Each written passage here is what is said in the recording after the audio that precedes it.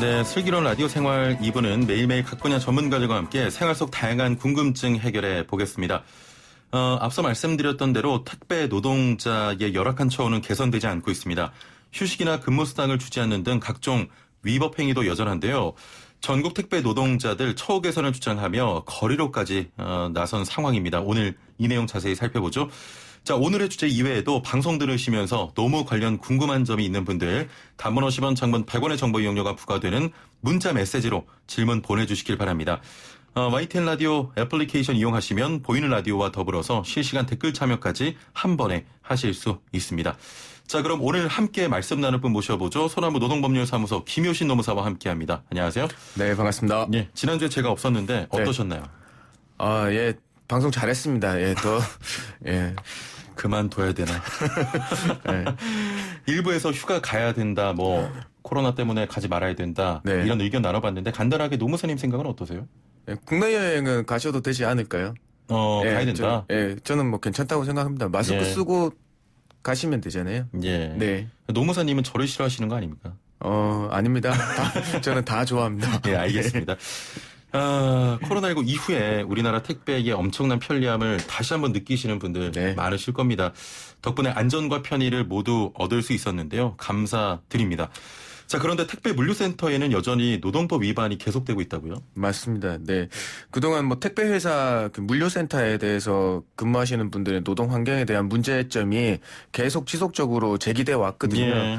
그런데도 잘 고쳐지지 않고 그래서 지난 5월 달에 근로감독을 실시했습니다. 이 실시한 결과를 월요일 날 발표를 했는데요. 이게 이제 코로나 사태 때문에 택배 물량이 폭증했는데도 다 물량 소화하고 저희가 사재기 없고 이런 문화가 정착이 됐는데 이분들이 도움이 큰데 그에 상응하는 대가가 지불되지 않는 것으로 나타났습니다. 아, 그렇군요. 네. 또 이 고된 노동 환경 때문에 좀 쓰러지신 분도 계셨고요. 그렇죠. 예. 네. 택배회사 물류센터의 근로감독은 처음 진행이 된 겁니까? 아닙니다. 2016년부터 시작해서 2년 단위로 2016년, 2018년, 2020년 이어서 이번에 세 번째거든요. 예. 16년에는 250개소를 감독을 했는데 거기서 200개소 정도에서 558건의 위반 사건이 발생했고요. 18년에는 조금 작게 했습니다. 총 한 17개소 정도 했는데요. 거기서도 위반건이 한 19건 정도 나왔는데 아무래도 임금 체불건이 많았습니다. 아, 또 열악한 환경에서 힘들게 일하시는데 임금 체불이 지금 적발이 된 거군요. 네, 맞습니다. 예. 얼마나 많은 분들이 임금을 못 받고 일을 하신 겁니까? 이게 지금의 이제 근로감독 한 택배회사 4개 업체 물류센터 11개소하고 그에 이르는 하청업체 17개소를 감독을 했거든요. 근데 놀랍게도 하청업체 17개소 전부에서 연장 야간 휴일 근로 가산수당이나 주휴수당까지 안 주셔가지고 총 12억의 체불임금을 적발했습니다. 12억 원이면 엄청난 금액인데. 네, 12억 원이면 정말 큰 금액이죠. 네. 금액이 큰 만큼 또 체불 유형도 다양할 것 같거든요. 네, 맞습니다. 이제 우리 청취자분들도 잘 알고 계셔야 되는데 우리 노동은 항상 형식이 아니고 실질로 따지게 되거든요. 이런 경우였습니다. 일용직 근로계약을 체결했다는 이유만으로 일주일 만근한 우리 근로자들부터 주휴수당을 지급 안 하셨고요. 그다음에 또 1개월 만근하면 하루에 연차 휴가가 생기는데 그것도 지급 안 하셨습니다. 더 중요한 거는 우리 현재까지 소규모 사업장이라도 법정 휴일은 5월 1일 근로자의 날은 쉬더라도 유급으로 인정되는 유급휴일이거든요.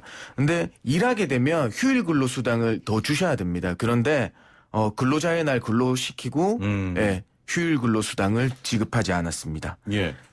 일용직이라고 하면 사실 하루만 일하고 끝나는 분들이잖아요. 그렇죠. 그런데도 주휴수당이나 연차가 있습니까? 네, 아까 제가 초반에 말씀드렸다시피 일용직처럼 정말 하루 끝나고 하루 그다음에 한 일주일 지나고 나서 또 하루 오시는 분들은 정확하게 일용직 근로자죠. 근데 일용직 계약 체결하고 그냥 계속 일을 하는 겁니다.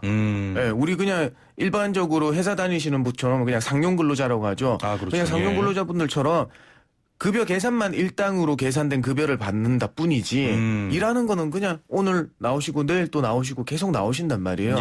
그렇게 되면 우리는 실질을 따져서 일주 만근하면 주휴수당 주셔야 되고 또 월 만근하면 연차 휴가가 발생하고요. 물론 1년 있다가 퇴사하시면 퇴직금도 있고요. 그렇습니다. 예, 그렇군요. 네. 참 우리가 생활하는 데 도움을 주시는 분들의 노동 환경이 정상적인 모습이 되기를 바라봅니다. 네. 자, 이번에는 좀 다행인 소식인데요. 7월 1일부터 방문 서비스 종사자나 화물차주분들이 산재 보상을 받을 수 있는 길이 열렸다면서요? 네, 맞습니다. 좀 좋은 소식인데요. 그동안 보험 설계사, 학습시 교사, 택배기사 분들 종류의 한 9개 직종만 특수 형태 종사 근로자라고 해서 산재 보상을 받을 수 있었거든요. 근데 요게 너무 협소하다. 우리 현대사회는 발달하고 있는데 특수형태 종사자 근로자의 범위를 더 넓혀줘야 된다는 문제의식들이 있어서요.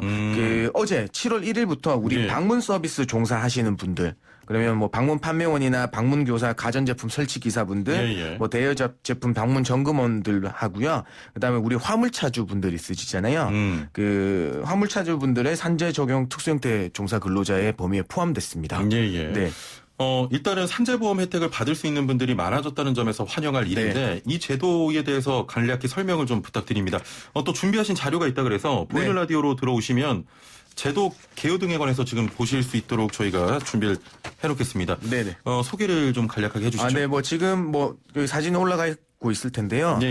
지금 아까 방문 판매원 분하고 화물차주 분에 해당되시더라도 노무를 상시적으로 계속적으로 제공하고, 그러니까 노무 제공의 타인을 사용하시지 않으시는 분들이 있으셔야 돼요. 그래서 방문 판매 업무 하시는 판매원들 인정 요건은 어떤가 하냐면 월 소득 52만 1,700원 이상, 그다음에 월 종사 일수 18일 이상, 그다음에 사업주 인정 중에 하나만 충족하게 되더라도 상시적으로 방문 판매 업무 하시는 판매원분으로 인정되게 돼 있습니다. 네, 그다음에 적용에 대해서 보시면요. 적용은 당연 적용 방식입니다. 이거는 사업주의 산재보험 가입 여부하고 보험료 납부와 관계없이 업무상 사고 등이 발생하면 무조건 산재 보상을 받으실 수 있습니다. 그런데 여기에 이제 아까 말씀드린 대로 상시적으로 노무를 제공하는데 대상인데 하시고 싶지 않으신 분들이 있으시잖아요. 그분들은 적용 제외 신청을 해주셔야 돼요. 그러면은 사유는 관계없이 적용 제외 신청하시면 산재보험을 적용받지 않으십니다. 그래서 원래 산재보험료는 사업주 100% 부담이잖아요. 근데 특수형태 근로 종사자분들 같은 경우에는 기준 보수의 업종별 요율을 곱한 값을 사업자와 특수형태 종사 근로자분이 50%씩 부담하게 돼 있습니다. 그래서 여기 표가 나가고 있는지 모르겠습니다만 표를 보시면 여기 우리 지금 그 뒷부분은 표가 올라갈 텐데요. 여기서는 우리는 방문 요율, 그러니까 아까 기준 보수를 정한 표가 있습니다. 보시면 그 방문 판매원 같은 경우에는 159만 7,500원이 기준 보수로 정해져 있고요. 그다음에 보험료율은 0.93%니까 결국에 5대5니까 종사자 부담은 7,428원밖에 되지 않습니다. 그래서 어디 보험 든다고 생각하시고 업무상 우리 출퇴근제도 보상이 되고 업무상 일하다 다치시면 보상이 되니까 많이들 가입하셔야 되고 다 알아서 나중에 가입 안 하셨더라도 산재 신청하시고 해주셨으면 좋겠습니다. 9658번님께서는 트럭이 회사 차면 안 되는 건가요? 하셨거든요. 트럭이 회사 차시고 이분이 어떻게 분양을 받아서 하시는지는 잘 모르겠습니다만 원래는 근로자로서 일하신다고 하시면 당연히 적용되는 거죠. 근로자는 산재보험에 당연 적용이거든요. 네, 알겠습니다. 가입을 하셔야겠네요. 가입은 당연 적용 방식이라서 하기 싫으시면 적용 제외 신청을 하시는 거고요. 아니면 여기 아까 말씀드린 직종에 해당되면 그냥 당연히 가입되게 되어 있습니다. 그렇군요. 알겠습니다. 일단은 이렇게 산재보험 혜택을 받을 수 있는 분들이 많아졌다는 점에서 환영할 일입니다. 네네, 맞습니다. 알겠습니다. 자, 지금부터 노무상담 받겠습니다. 그 어떠한 노무상담도 좋은데요. 단문 50원, 장문 100원의 정보 이용료가 있는 샵 0945, 우물정 0945번으로 보내주시길 바랍니다. 이 시간 굉장히 많은 분들께서 고민 상담 하시는데요. 선착순으로 진행됩니다. 그리고 YTN 라디오 애플리케이션을 통해서도 상담 받고 있으니까요. 지금부터 빨리빨리 보내주시길 바랍니다. 노무상담 시작합니다.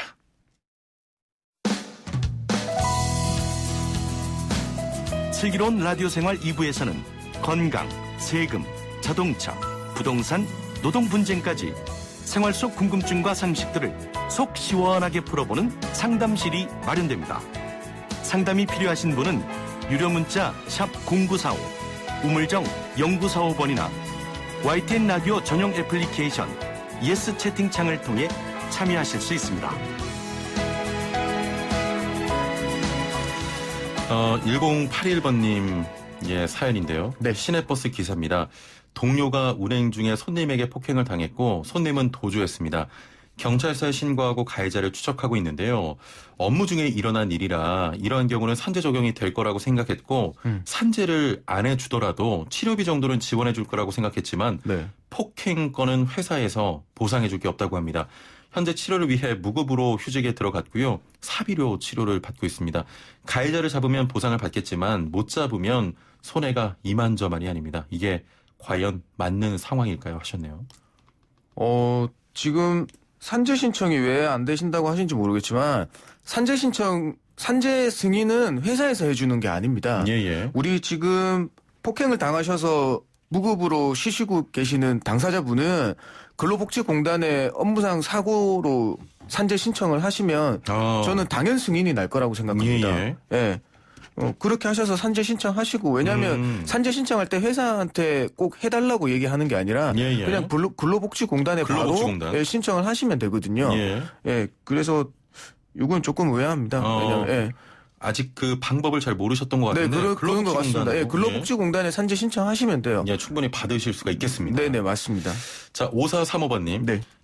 상가 번영회 임의단체 73세 청소하고 있습니다. 숙직하고 있고요. 8시에 출근해서 아침 8시 퇴근입니다. 퇴직금에 해당되는지요 하셨거든요. 8시 출근해서 8시에 퇴근하시는 격일제 근무자신가 본데요.